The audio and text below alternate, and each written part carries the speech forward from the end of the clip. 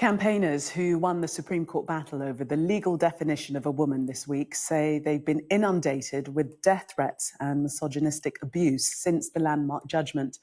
On Wednesday, the UK's highest court ruled that the terms woman and sex under the 2010 Equality Act refer to a biological woman and biological sex. Amelia Harper reports. It's been less than a week since these scenes outside the Supreme Court. Jubilation from women's rights campaigners after a ruling that the legal definition of a woman is based on biological sex. All women's rights are human rights. But now an ugly backlash against those who campaigned for this moment. There's been a significant minority of really horrible, abusive messages. And most of them are age-old misogyny. They're calling us offensive names. They're threatening us with violence. They're just being abusive for the sake of it. And some of them are even worse. You're a group of disgusting murderers and deserve death. God will rip you from your family one day and nobody will mourn you. Your inhumanity makes me vomit. You stupid women should feel deeply ashamed for being so stupid. The fight to protect sex-based rights led supporters of the trans community to march outside the heart of democracy. Trans rights are human rights. That was the message people here wanted to get across.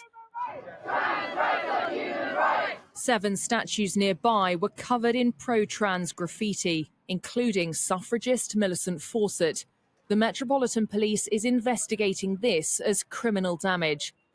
And a small number of these were seen in the crowd, a quite literal sign directed at people who agree with For Women Scotland.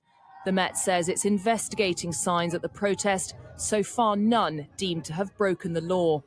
Discussions around this topic have become so polarised over the years that it seemed that there was no other way to address it other than for it to end up here in the UK's highest court.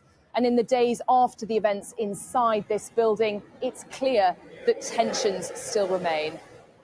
And these are tensions that members of the trans community say they've experienced for years. I think we're kind of, too many of us are used to being targets of violence and abuse. And I mean, speaking personally, yes, I have received death threats and social media abuse and threats of intimidation as well. Trans rights are human rights.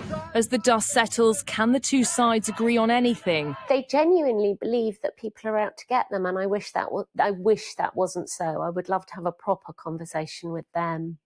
It might not be what they think they are doing, but it is what they are doing. Would I talk to them? I can't see any common ground at this point. It seems for now that answer is no. Amelia Harper, Sky News.